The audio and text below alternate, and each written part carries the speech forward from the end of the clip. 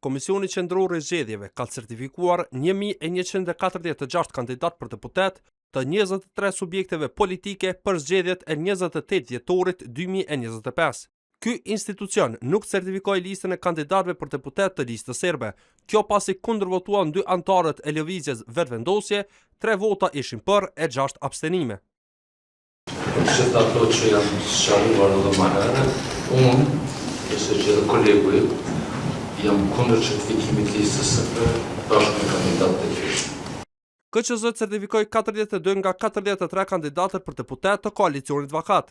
Kur doli në propozim votimi i kësaj liste, antari i KQZ-s nga radhët e Partisë së Re Demokratike NDS, Almir Saiti, kundërshtoi certifikimin e kësaj liste për shkak se kishte pretendime se kandidatja Ena Krasniqi ka kandiduar për ulësen e garantuar për komunitetin bosnjak, edhe pse është shqiptare. Saiti ka lëshuar mbledhjen e KQZ-s pas fjalimit të tij.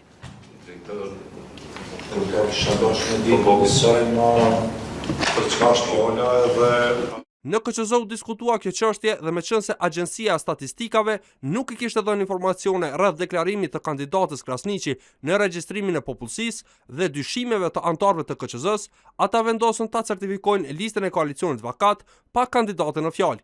Në këtë mbledhje u miratua edhe lista e votuesve prej 2.076.290 votues për zgjedhjet e 28 dhjetorit, teksa procesi zgjedhor u vendos të zhvillohet në 948 qendra të votimit me 2.614 vendvotime, prej të cilave 38 qendra votimi do jenë për votim me kusht me 57 vendvotime të tilla.